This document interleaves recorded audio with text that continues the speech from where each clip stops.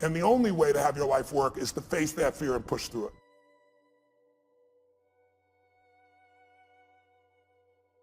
Well, I think it's really important. First of all, it's great to be with you all here. I know you've had a full day, and I hope to add some real value to you in this brief time.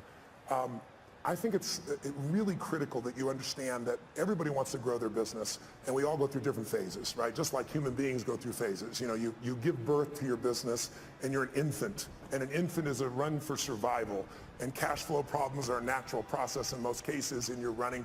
Hopefully you get to a teenager where now cash flow is not a problem, you're growing like crazy, and then you have a new problem. You don't have systems in place. And maybe you get to young adult where you have to decide what you're not going to do. Eventually, hopefully you get to prime where you're growing your business revenues and you're growing your profits and you got a professional organization, you're not doing it. Because as long as you're doing it, really you don't have a business. What you have is you're self-employed. There's nothing wrong with being self-employed. But whenever you meet someone who's in business is stressed, they're always a business operator. And my focus is to become a business owner. How do you do that? You realize that the chokehold in the growth of your business is always the leader. And it's your skills and it's your psychology. And I found it's 80% psychology and 20% skills. You gotta have the marketing skills. You gotta be able to lead. You gotta be able to recruit. You gotta do all those things. But really, most importantly, you gotta get it through what I call the threshold of control. And this, to me, is the secret to really succeeding in business. And it's pretty simplistic. How many of you snowboard or ski? Anybody out there snowboard or ski? To give you a sense? So most people are terminally intermediate when they get into that sport, right? You know, they really never get that good. They're not really a belonger. They're kind of in the middle, and they never get much better. And I think the reason is they never push themselves beyond what they can handle, right?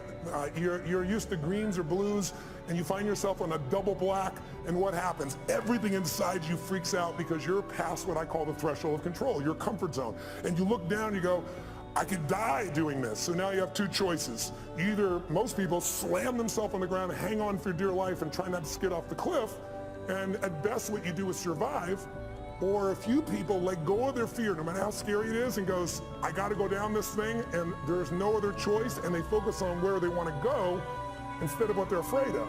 And they find a way to carve. And once you carve a few of them, that double black is your bitch, right? You don't have to worry about that anymore, right? And so that's what happens in business. So for me, I can remember going and starting my first business in Vancouver, British Columbia, Canada. I got on a radio show. And this person, it was a shock jock radio show, and I didn't know it. And they started attacking me and saying I'm a liar and a charlatan. You can't do these things. And this therapist called me up and said, you know what? I've dealt with people forever. You can't wipe out a phobia in less than an hour. It can take 7 years. I have a patient right now I've worked with for 7 years, and I've been able to solve this. And I said, great. Bring that patient tonight. I'm doing a free guest event at the Holiday Inn, and I'll take care of that. It should take me 10 or 15 minutes. Right? and you so do it? I did it, and I was able to do it. I wrapped a snake around this woman. She had a snake phobia. A phobia is an uncontrollable response. So because of that, I had people coming to these guest events like crazy, and I thought I hit the home run, right? And I did this big guest event. There was like 1,000 people there, which for me would be like, I don't know, 100,000 people in an event right now. And after I was done, a bunch of people signed up for my seminar because I did a free value-add event, and then I would invite them to come spend 3 days with me. And this man walks up to me, and he's from immigration. He goes, a great seminar. He goes, I'd like to see your work permit. And I said, what's a work permit? Right? You know, when you're in beginning business, you don't know these things, right? He goes, well, to work in this country, you need a work permit. And he said, I'll tell you what, I got to see you tomorrow at 5:30. I goes, well, my seminar starts at 7. He goes, you'll be fine. Just, you got to be there at 5:30. He said, I'm not asking. It's a requirement. So I show up at 5:30. I wait for half an hour. Now I'm starting to stress. And finally, I sit down with a guy, and he says, you're taking away Canadian jobs. I said, how many Canadian firewalkers are there? Come on, that's what I was doing those days. And he said, no, you teach NLP skills, neurolinguistic programming, and these people have classes of 20 people, and you got a class of 500. And so they say you're taking jobs, so your event is over. So what do you mean your event's over? He goes, if you walk on that stage tonight, we will handcuff you and deport you. This is what I call a threshold of control. Right? He says, you're going to have to give the money back. I said, I can't give the money back. I spent all the money to put on the seminar. I wasn't a good businessman. I just wanted to help everybody, right? So I spent all the money to do it. And he goes, you have no money? Well, you're going to have to deal with that. So I walked out of the building. I have 40 minutes. People are going to arrive. I can't go on stage. What do? I told my 3 staff members, 2 of which were volunteers, what happened. They're like, and I said, here's what we're doing. I'm doing this seminar. And he said, you're going to go to jail. I said, I'm not going to jail. I said, how close is the border? True story. And they said, well, there's a place called Bellingham, Washington. It's about an hour and 40 minutes. I said, rent me 6 buses, and I'll meet the people out front before they go in the hotel, so it's not a problem. I met everybody up front. They said, this is a traveling seminar. It's a surprise, right? We're going to Bellingham. We're going to America. And it was a 3-day seminar. We had to go and come back each day and night for 3 days in a row. I got all but 4 people to agree to do it. And then I got to Bellingham, Washington at the Holiday Inn there, and there was like a bar mitzvah or a wedding or some stuff next door, and it was so loud you couldn't hear anybody. And so I said, just lie on the floor, close your eyes, gonna hypnotize you into this shit, right? You know? But so what happened was you learn how to get through that, right? And we learn how to be resourceful. When you realize that your problem is not a lack of resources, it's not a lack of money or technology or contacts, it's not. It's your psychology. Because the ultimate resource is resourcefulness and human emotion. That's what starts wars. That's what makes a business begin. That's how you have children. That's how we end wars. It's all emotion. And so what I really learned to do is how to manage my emotions. So, you know, once you solve that one, the next one shows up. I started a franchise, and a couple franchisees were really upset when one of the people representing on my side said they didn't make things clear to them. And, you know, it's all bullshit, but it cost me $5 million in 4 years. I thought the first one was like a $50,000 challenge. Now I got a $5 million challenge. And I took all the money I'd saved in my entire career to pay that off, and I was starting over again. And then I grew from that. And then I finally got, you know, I had a partner in business, and long story short, they had a business that was losing $1 million a day, and he turned it around and making $1.8 billion in EBITDA.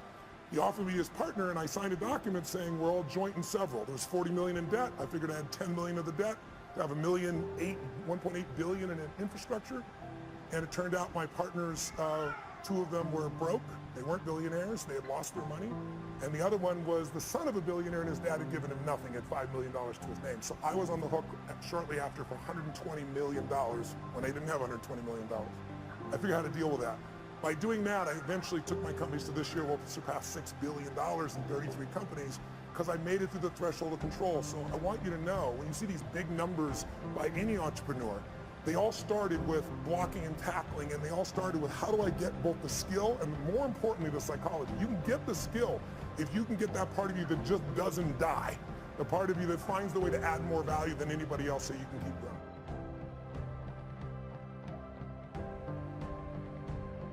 It developed moxie. My mother was a really good woman. I didn't talk about it when she was alive, and frankly, even if she passed, I didn't talk about it until one day I was sitting in front of a group of 30 kids that are abused by their parents, and I told them that, you know, your biography is not your destiny, and you're not defined by what happened. But I could see in their eyes, a big, tall, white, rich guy, you know, he doesn't understand. And so I told them the whole story. My mom beating me against the wall till my head bled, pouring liquid soap down my throat till I threw up. So I think in order to protect my younger brother and sister, I had to become a practical psychologist. That drove me, and I developed moxie to be able to deal with stuff. So that was the gift. If my mom had been the mother I'd wanted to be, I wouldn't be the man I'm proud to be, I think. So that was the gift in it. But I think the drive part is falling in love with your customers. I love people. I've always loved people. And I hate suffering because I've suffered. And I love to light people up, but not just light them up, pump them up. I love to have them have a skill, have them a tool, have a system. You know, when I do my boot camps each year for our business mastery programs, I guarantee everybody there on the day one, you'll have $1 million of value in your opinion, or we'll give you, keep all the stuff you got and we'll give you your money back. No one ever leaves, because I know how to add that value in the business for those people. So I think the drive is the biggest mistake I think businesses make, is many businesses are started by people that you built the product you love, and that may still be true for you.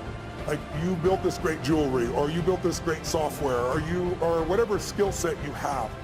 But the problem is, the world changes so fast now. I mean, I'm old enough. Who remembers the Sony Walkman? Anybody ancient enough to remember that shit? That product lasted 20 years. Now a product like that won't even last a year, right? The competition is too high. So today, if you and I are going to really succeed, you got to fall in love with your ideal customer. Because look, I'm sure you know that right now the economy we have is looking pretty good, but it's going to correct because we've done nothing since 2008 except print more money. And we didn't even print money. We put, you know, ones and zeros in computers. So there's going to be some corrections, and when those happens, it's going to shake people up. You need to fall in love with a client who's going to do well with you even when the economy goes to hell. Think about it. Starbucks, I was sitting across from Howard Schultz and had a great conversation and said, what is he most proud of? And he said, he used to say starting Starbucks. Then he said, now it's surviving 2008. They closed, I think it was 1,300 stores, if I remember correctly, for $2 coffee. So you need to get your ass ready for winter, because it's coming. And if you have got challenges now, but if you do well in winter, you'll dominate for the rest of the time. And the way you do well in winter is you fall in love with your ideal clients, and then you come up with the irresistible offer for them. You know, Steve Jobs created 99-cent songs, but he didn't create that shit. We all know that. Where'd it come from? Who's old enough to remember Columbia House, where you got like 10 albums for $1? Remember that? Or for a quarter and stuff. They built $1 billion company. Tom's Shoes, shitty product. I love him. Great what he does, but 2 for 1, being able to do something where I get it and I benefit somebody else, brilliant idea. Built the whole company on that. He didn't build it on the product.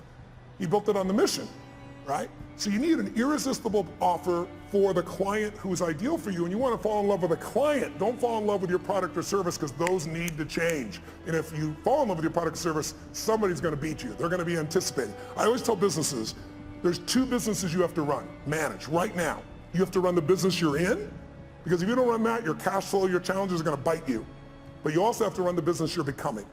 And both businesses you have to be making progress on. If you get all excited about the future and all the cool stuff that's coming, and you go work on that, and there's no cash flow now, you're dead in the water. If you just work on today, you're going to wake up and go, what the hell happened? My competition beat me.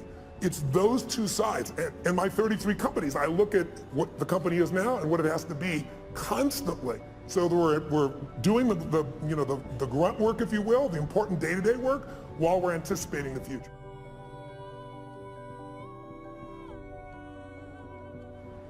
When did I know? I think I've known you. I think you know it at different stages, at different levels, at different times. You know, it's like I can remember one that stands out from you. And you asked that pops in my head is President Clinton calling me. I was with Peter Guber, my partner in the esports business, and we both owned the LAFC and the MLS franchise, soccer franchise, built a stadium here. I was at his home in Aspen, and he says, "The president's on the line for you." And it was President Clinton. And I picked the phone, and I talked to the president for a few minutes, and he told me what's going on. And I said, "Mr. President, I'm completely honored you want me to come visit with you, and I'd love to, but I want you to know I'm not a fan." I said, you know, it was the time in which you said the economy's stupid, and then you turned around and did all these things that were related to the economy, and he looked like a very weak president at that point. And I remember Peter looking at me going, "You just told the President of the United States you're not a fan." He's calling you, telling you, and inviting you to come out to Camp David. But it was great. I said, I want to be sincere. I'd love to serve you, but I'm not a sycophant, right? Yeah. And so I went there and spent time with him. And I think the moment I know that I was doing what I love was, well, there were a couple other people there, and they were all trying to get his attention. And he and I went for this walk, you know, and this deer went by, and he was telling me, you know, about all these past presidents. And he was honestly at the time complaining about how unfair things were. And I thought, this is the President of the United States, and he's effed up. And I'm 31 years old, and I got to help this bastard, you know. And then that night he wanted me to stay, and it was New Year's, and I left Aspen with my family and Peter, and I promised my family I'd come back, and I said, no, I promised my family, Mr. President, I said, I'd be happy to work with you in the future, and I left. Leaving the president when everybody else stayed was a moment I realized I'm doing what I'm really supposed to do. I've kept my priorities straight. My family's still number 1. Making contribution is number 2. I'm able to play on the scale that's global, and I'm able to play on the scale that matters most, which is local and family. I think that would be a moment that sticks out. Time. Time seems to be the largest issue. How many of you have time issues in running your business? Have a life and your time? Can I see your hands out there who feels like that's there? So you can see it's about 90% of this room, right? And some people are just too tired to raise their hand. But the issue of time is not the real issue. The real issue is that they're operating as an operator, not an owner. Yeah. And so what I start to do in the beginning, you have to do both, right?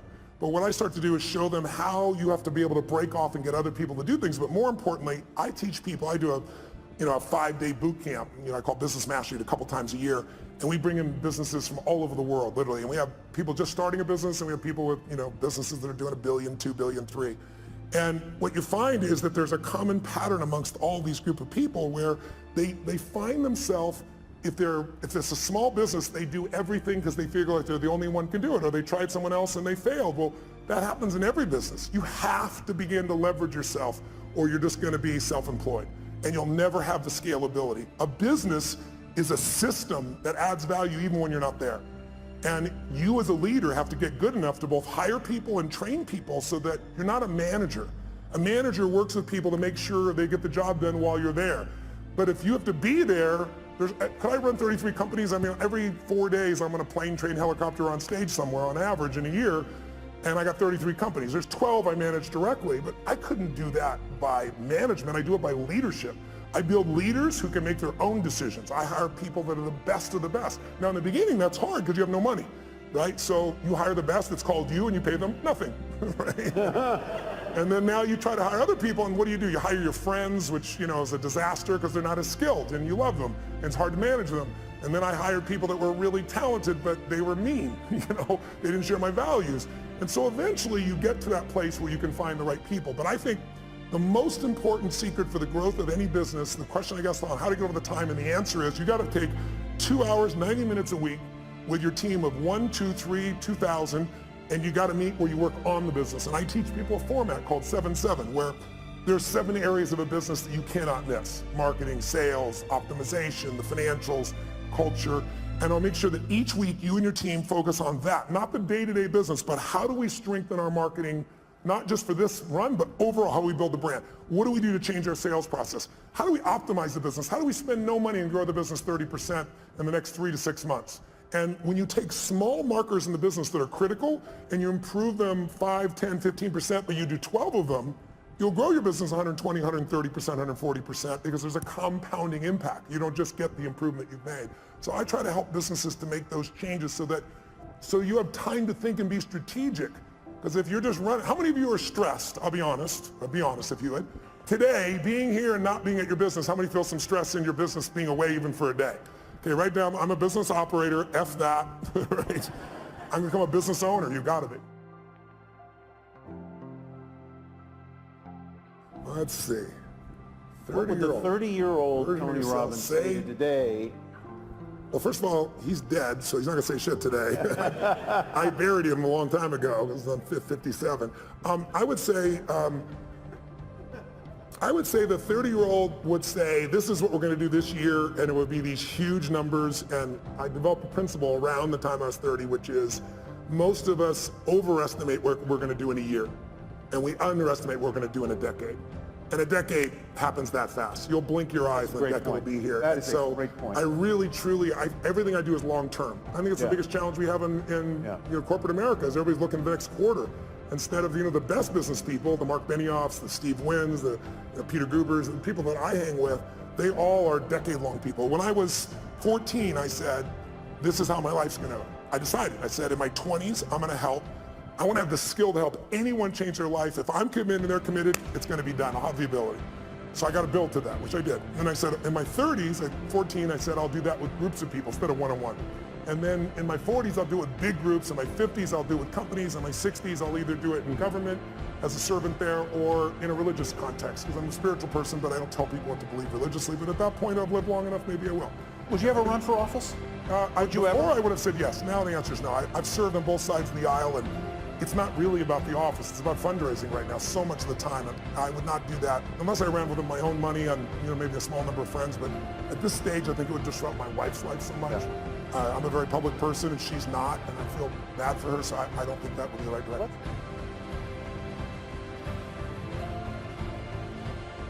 Right?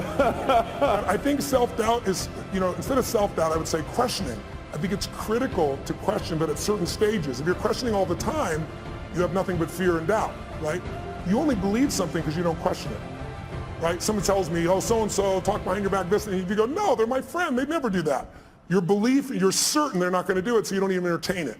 But if 2 or 3 people tell you that and they go, wow, could John really be doing this behind my back? And you start questioning it. You ever done that? You've been upset with somebody, you confront them, and then you find out it's all bullshit, they didn't do anything wrong, and you feel like an idiot? So for me, I think there's a time to question. And so I organize that. When I'm beginning something, I do that. And my investments is a perfect example. If you look at somebody, like Richard Branson, for example. Richard is this giant risk taker, right? But he's got one question. He questions within himself and everyone else. How are we gonna protect the downside? It's his number one question. You never believe it. The guy risks his life. When it comes to investments in business, he doesn't risk anything. He told me when he was building Virgin, he's taking on British Airways. And it's a giant outlay of capital. I mean, this could literally bankrupt him, and everybody said it would. So he said, okay, how to protect the downside. And he negotiated with Boeing for 1.5 years and convinced them that if he went out of business, if he was wrong and lost his business in the first 2 years, he could give back all the jets and have no liability whatsoever. So his whole focus is asymmetrical risk reward. How do I take the least risk with the most upside? If I was going to say anything to entrepreneurs in this room, the illusion that you've been taught is that great entrepreneurs take giant risks. It's total bullshit. There are some exceptions that have, and they've gotten lucky. But if you look at the ones that consistently succeed, they know the upside will take care of itself. They focus on how to protect the downside, and they take risk where they know I'm taking a limited risk for an unlimited upside. So if I'm wrong, I'm still okay. You know, I work with Paul Tudor Jones, one of the top 10 traders in the history of the world. And Paul, I've worked with him, I've coached him now for 24 years. He hasn't lost money in those 24 years on his own personal trading. And during that time, I've learned so much from him. And the biggest thing I learned from him was this asymmetrical risk reward, that when he risks $1, he wants to be certain he's going to make 5 where he doesn't risk the $1. See, most people risk $1 to make 10% or 20%. You won't do that. If you do that, you're going to go broke. Because here's what happens. You risk $1 to try to make 5 and you're wrong. Risk another $1, and if you win, you still win big. You can be wrong 4 out of 5 times and still break even. That's how the best in the world do it. They don't do it by taking these gigantic risks where everything's on the line, and if it doesn't go perfectly, you're out of business. That's why most businesses go out. You want to think of asymmetrical risk reward.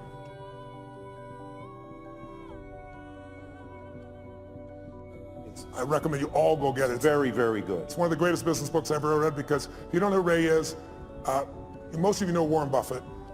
That's because Warren Buffett is sweet in shares and is a public nature. But Ray is actually the most successful investor of his type in the history of the world. He's returned more money to investors from a hedge fund perspective than anybody in history. When I met Ray 10 years ago, you had to have a $5 billion net worth for him to talk to you. You couldn't be a billionaire, that's too weak. And you had to give him $100 million to start. Now he won't take your money no matter who you are. When I went to go interview him the first time, the Prime Minister of China was talking to him on the phone. He was coaching China on what to do with their money. That's how brilliant he is. Yeah. Hedge fund people, if you're familiar with rich people give their money hedge funds, a big one might be, let's say, 20 billion. He's 160 billion. But go get his book. He flew down to Palm Beach to my home, and it's called Principles. He said, I want you to be the first person to interview me and do it on Facebook Live, so I did. But I love this man, and he will show you how he built from nothing. He literally started with nothing. He worked as a caddy. He started when he was 26 years old in a 2-bedroom apartment, and now he's got 1,800 employees and 160 billion. And he's one of the 100 richest men in the world and one of the top 10 that you'll meet. But his insights about how to run a business, how to run your life, we all need principles to guide our decision making. If you really think about it, success is the result of good judgment, right? If you make great decisions, you're going to succeed. But where does good judgment come from? You know, good judgment often comes from experience, and experience often comes from bad judgment, right? So what I found is the way to speed it up, the way to have less of that bad judgment is I got to think about that for a minute. That's good. That's true, though, right? Good, yeah. So I found the way to speed it up is not learn through my own experience, but learn by modeling others, compress decades into days. So if you can get in Ray's head, now Ray's been a very private man for the last decade and a half. But he's 68 years old, he's a good friend, and he's entering this stage where he now wants to go public for a short time, give everybody a nose, and then disappear because he feels an obligation to give back to the society and human beings that have helped him to succeed. Yeah.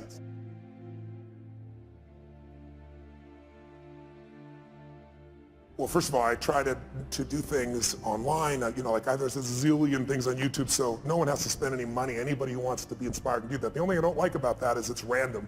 I'm a system guy. Like, I know how to take you from here to there, so I have products that can do that for people. And then I have events, and the events have gotten bigger and bigger. Now we do 10, 14,000 people in a weekend, and so anybody can go. Who I coach are people that I know by touching them I can touch millions more. So when I work with Mark Benioff at Salesforce, you know, in the early days, Mark sat in the front row, came to 3 of my same seminars in a row, and was like, are you new? Are you a little slow? I was teasing him, you know. And Mark's as big as I am. He stands up, and I'm looking at this guy eye to eye, and he goes, you know, my name is Mark Benioff, and because of you, you finally pushed me over the edge. I'm going to start my own business. I'm leaving Oracle. I'm going to start this company called Salesforce.com. And he said, and you mark my words, we're going to change business around the world. We're going to do $100 million in business. Well, this year he's going to do 10 billion, right? So he's grown a little bit. But when you're around people like that, you get to see what the distinctions are that separate people. You get to see what makes them stand out. And by coaching him, I'm able to affect everybody, not only all of him and his employees, because he's that kind of owner, right? He's a leader, but also he's a leader in the social community. He's very conscious about that. And everybody from Facebook to Apple to GE, their back end is Salesforce. So impacting him impacts many other people. And then I just pick people who I feel the need is. I mean, somebody stops me on the street, you know, my wife will tell you I can't not help. You know, I got to help someone. Now, I may have limited time, so then I'll invite them to a seminar or send them a book or a package or something so I can give them a guide to go to the next level. So I don't ever say no, but I can't coach everybody one-on-one, so I try to do it in groups where there was.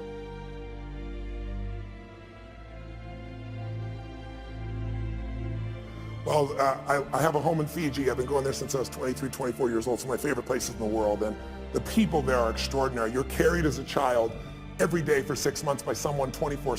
So when we talk about raising them, you know, being raised by a village, it's true there. And they sing in 4-part harmony when they're 4 years old. So when I went there, I was touched by it, and I went and explored this island, and I was with this chief, and they have this river that goes both ways because it's this river where the ocean comes in, and it looks like out of Africa or something you'd see down in South America, and eventually goes in this scary looking area into a giant lake. But the tide is so fast, it would just take you. And then, you know, 8 hours later, it reverses and goes back out. So I was with him this one day, and I said, are there any, you know, fish in there? And the Ratu, which is the main chief, points out, goes, what about that? And we looked back, and it's a giant manta ray going under the bridge. So I said, F it, I'm doing this. And I just jumped in. And then the thing took me, and it took me for a wild-ass ride. For about 20 minutes, I ended up this lake, and then, dumbass me, I didn't think about how the hell am I gonna get back. It was so strong I couldn't swim against it, so I spent 8 hours on this little island there before I came back. So then I came back one time with a friend, it was nighttime, and I was like, you know, they were talking about Devil Rock and Shark Alley and all this shit, and I was like, let's do it at night. But I had a boat waiting for us in the lake to bring us back. But we jumped in, and it was scary as hell, and all the, you know, all the phosphorescence going on. It looks like pixie dust. It's a wild experience. Flying fish scare the shit out of you. They come by. And so when Mark came, he flew over and come spend a week with me there. I took him and woke him up, and you have to do when the tide is. So it was like 2 in the morning. I woke them all up and said, I got a surprise for you. Like, what? It's, just trust me. Dragged them all on, put, you know, wet gear on them, you know, gave them life preservers, and then threw him off, and Mark was freaking out, and I grabbed his hand, and I go, we'll go on 3, 1, and we went on 1. Because I can feel him, and he's as big as I am. If I try to jump, he might be hanging me out there just holding on. Right? So Mark talks about that story a lot, but overcoming fear, because, you know, whatever you're afraid of, it's never as much as you're afraid of, right? You know, it's how many things you've been afraid of that never happen. Right? And then the things you do are afraid of, if they do happen, you just deal with them. It's that old phrase, you know, coward dies 1,000 deaths, a courageous man only once. I discipline myself, not perfectly, but for the most part. I don't worry about shit till it happens. You know, I anticipate it, but I don't worry.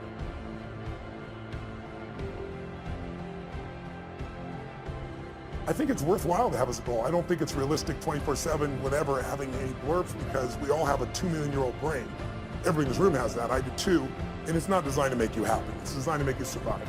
So if I said to all of you right now, like, what does that brain look for? It looks for what can hurt you, and it exaggerates it. And since there's no saber-toothed tiger now, it says, what are people thinking of me? Will my business make it? Do I have enough money? And these are all easy things to solve, but our reactions in our gut, when we let the fear part of our mind take over, that basically the survival software, if it runs you, you're in trouble. So a few years ago, I actually lecture on this now. I say, you know, you need 2 skills to have the quality of life you want. If you want an extraordinary life on your terms, whatever your terms are, you need to master the skill of the science of achievement. You got to figure out, how do I take what I dream about and make it real? And it's a science. And you can model other people, and you can learn, you can speed up. I've spent my lifetime doing that. But the second skill, and the one that most people don't give enough value to culturally, is more important. And that is, you need to alter, if you want an extraordinary life, how many people do you know that have achieved it? How many have done this? Who's achieved a goal that was a big goal? You worked your ass off and you achieved it, and then your brain went, is this all there is? Who's had one of these moments? Yeah, almost everybody. And that's worse than failing, because we're all achievers in this room, right? So if you fail, what are you gonna do? You get back up, you try another approach, you're gonna eventually succeed. You know it in your gut if you're really driven. But if you succeed and you're miserable, now you're what I call technically screwed, right? I mean, because if you're not happy with what you got, I mean, failing, you get up and do something new, but succeeding, where do you go? So I really believe, you look at somebody like say, Robin Williams.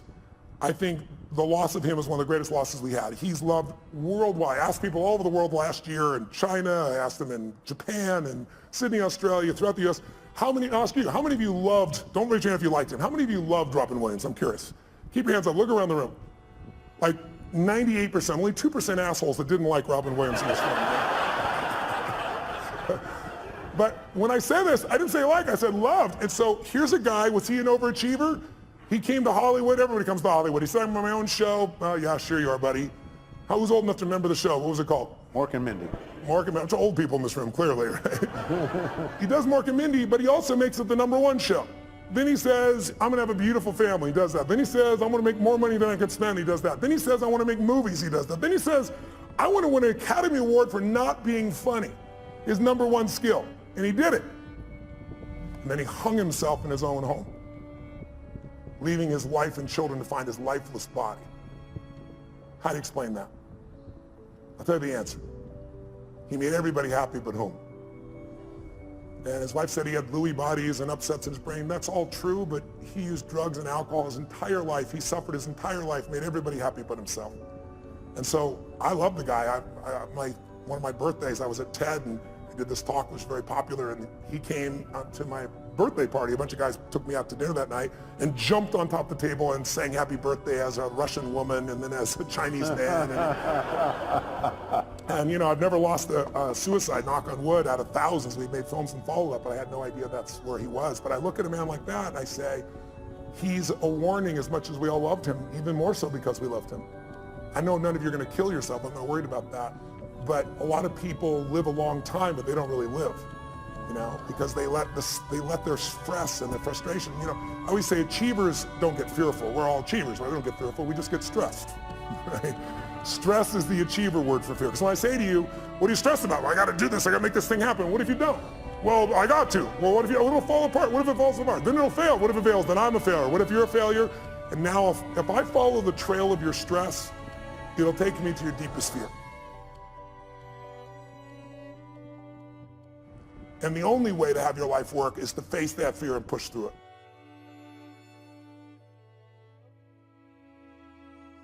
What is courage? Courage does not mean you're not afraid. It means you're afraid and you do it anyway. You're scared shitless, but you do it anyway. And I think if you're going to succeed at the highest level, you've got to face those fears. What success looks like and feels like is different for everyone because we all define success in a different way. So I leave that to them. But what does it take to succeed? That I can tell you because I could be an idiot at this point. But when you've been with 50 million people, 4 million in live seminars for days and nights and days and nights, I know that whatever we do, it's the result of our patterns. It's not us. There are certain patterns that'll make you angry, they'll make you frustrated, they'll make you pissed off. And there's certain patterns of thinking and feeling and using your body that'll make you playful and fun and grateful and excited and passionate. And if you think it's you, because you've done a pattern so long, it's hard to change yourself, but it's easy to change a pattern. Where do the patterns come from? We learn them through our conditioning. When you first are born, you can do anything in your life. You can, scream, yell, go to the bathroom in your pants. Try that when you're 30, see if it works, right? But you learn very quickly as time goes by, your love for nothing as a baby, right? Your love, no matter what you do, because your mother's, got oxytocin. She's natural drug in her body. Men get it too, but women get 10 times as much. That's why a healthy woman cannot leave her child. A healthy man can, but a woman can't. Right? She's biochemically healthy. And so you look at this and you say, what are the 3 things needed? I can tell you what they are. The #1, I love intelligence. I love wickedly intelligent people. I try to hire as many of them as possible, learn from them. But what's more valuable than intelligence is hunger. You find, if you looked at what's the common denominator between Richard Branson, Mark Benioff, you give me your list of whoever it is, I guarantee if you dig underneath, their hunger has never gone away. Some people get hungry because they got a goal to, achieve something or get in a swimsuit by a certain date or some stuff. But that's not an identity change, right? These are people that are like myself. I'm hungry today at 57 more than I was at 26. I feel in me. And when I say hungry, I'm hungry to contribute, to learn, to grow, to make a difference. I'll never settle less than I can be or do or share or give or create. And everyone I know that's successful, that's the driving force. Because with that hunger, you can get the skill. With that hunger, you can figure it out. There are a lot of very smart people who can't fight their way out of a paper bag in a pragmatic way. And they got, great transcripts and shit like that. I went to Harvard one time and I spoke, and right before I spoke, they had voted at Harvard Business School to not release anyone's transcripts to the recruiters of the businesses coming in, to block it. And the argument was, your education is more than just your grades. And I went berserk. I got up there, first of all, they said, Tony, I expect to be, 1,000 people there, a couple thousand people there. And they said, no, Bill Gates was here, we had 300 people, it's gonna be much smaller. But we ended up with about 1,200 people, standing room only. And they gave me 30 minutes, and of course I went 3 hours. I did, no one left. But one of the first things I did, I said, what is this bullshit I'm reading? This was in the paper that day. I said, listen, I'm not trying to be disrespectful, but you're being disrespectful to each other. I said, if you're not willing to show your transcripts, I agree with you. Your career, who you are, is more than just your degree here. But you chose Harvard for a reason.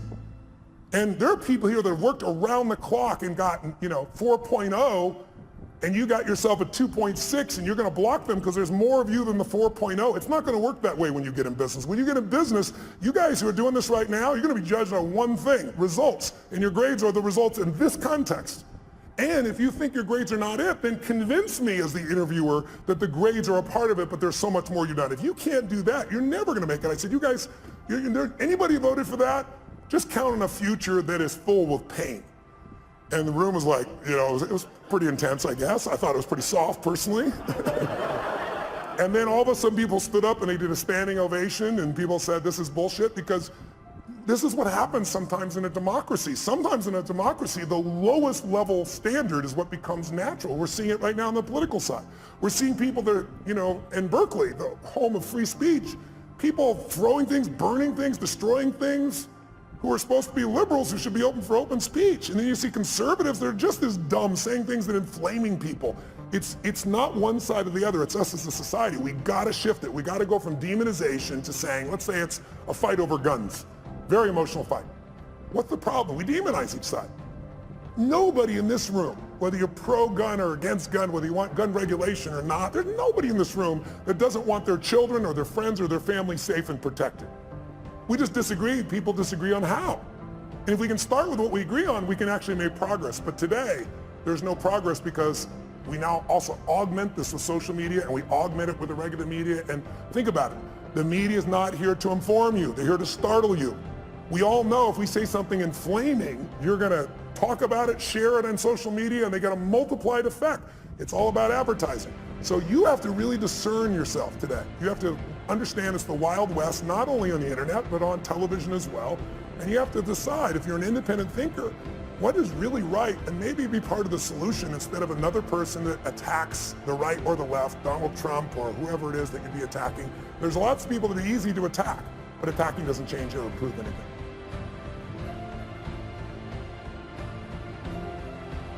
Hunger is the number one. I think the number two is having a mission larger than yourself. Because it's kind of like having a child, right? Having a child is a very exciting thing, and then you have your child and you go, what did I do? Sometimes, right? Same thing with a business, right? You've got to really be able to have something you're doing it for that's more than you, because in the early days of the business, it doesn't really make you any money, and you work your tail off, so you need pride of ownership, you need joy, you need a mission. And I really believe until you find something that you care about more than yourself, you'll never discover what you're capable of. Because we'll all do more for others that we love or respect than we'll ever do for ourselves. That's part of the beauty of being a human. Most of us do more for our kids, for example, than other people. And then I think the third thing is, you got mission and hunger, is you really have to become obsessed with strategies. Because strategies can save you so much time. The wrong strategy, I'll give you a stupid metaphor. If you said your number one goal is to see a sunset, and then you start running east as fast as you can, I don't give a shit how positive you are. I don't care how hard you work. I don't care how long you've been putting into it. You got the wrong strategy. But the right strategy in business and in life can save you a decade. And someone else may have spent, again, a decade figuring it out through trial and error, and then they figured it out. You might be able to learn it in 6 weeks or 6 months or 6 days or 6 hours. So I think that would be my third element. Well, it depends on who you're dealing with, right? If the person is entrepreneurial, and they ask me this question, I always tell them, you've got to take care of your kids, you've got to pay the bills. And I said, but, tell me when you work. And they tell me, well, I work, 9 to 5 or 8 to 5, and I'm exhausted, everything else. I said, well, what are you doing with the other 8 hours? Because that's what I did. I worked as a janitor all night long, middle of the night, everything else. I could compress time there because it was based on results, not time. So if I could do a great job in shorter time, I had that time. But then, what I start doing between, 7 o'clock at night and 2 in the morning, which is pretty much the time I worked, that's when I was developing myself, getting the skills, learning, educating, starting the business. So I think people just have to realize it's a gut-wrenching process. Entrepreneurship is not for everybody. Most people fail in entrepreneurship. The vast majority fail. 96% at 10 years, but what happens after 10 years? All clear sailing after that? Anybody remember Lehman Brothers? They were around a century. They had gross revenues over a century of more than $1 trillion with a T dollars. That's what went through their bank accounts over that century, and they're gone. So I don't think it's right for everybody. I think you have to really be clear, is your personality the right personality if you're going to begin in this area? And then if you're going to work for somebody else, you can still become financially free, but that means you got to stop being a consumer and become an owner of under entrepreneurs. You want to own businesses, right? Get out of just being, don't just own an iPhone, own the company, but not just Apple, obviously.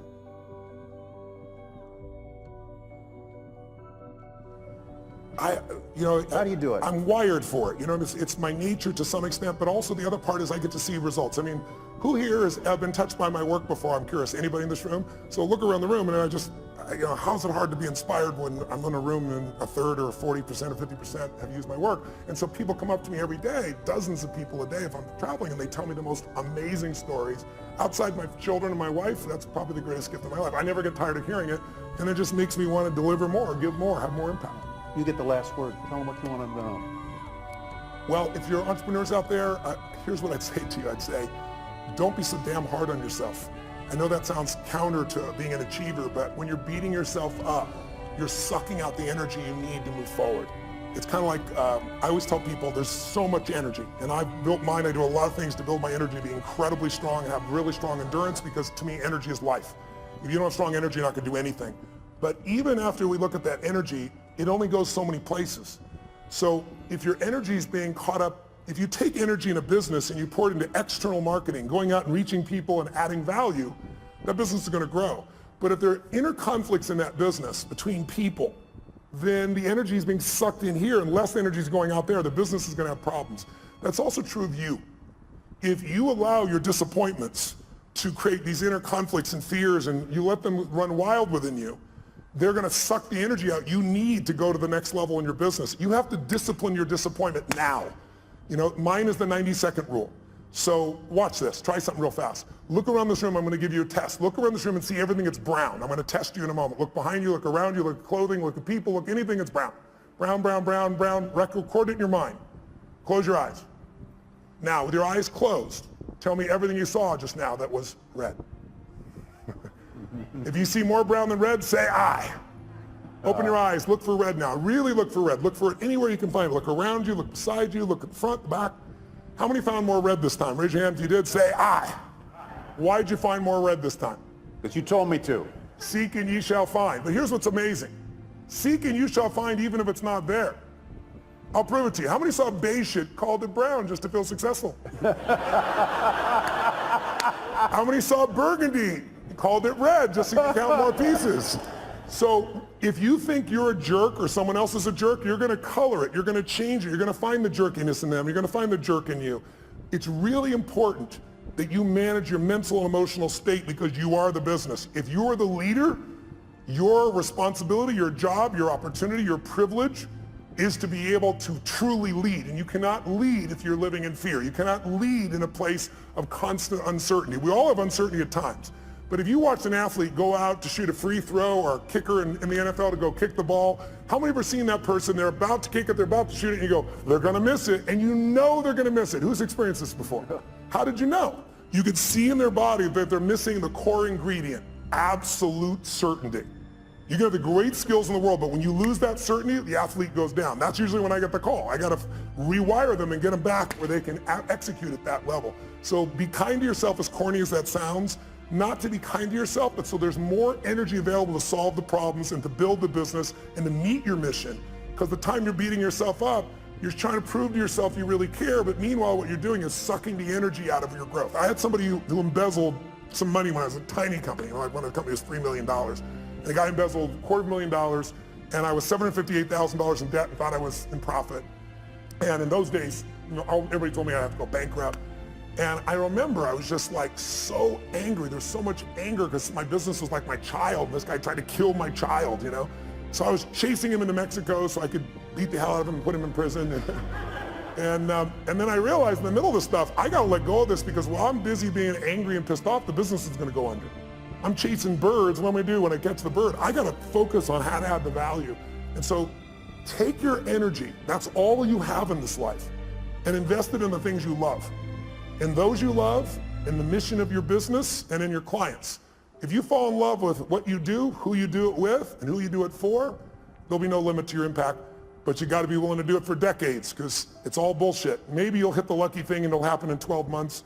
But even if you don't, even if you did, you know, I got a friend who's one of my partners in the LAFC and so forth, you know, Chad, who started YouTube, for example, and $1.6 billion in what, 18 months, 24 months, that type of thing. It's not always the best thing.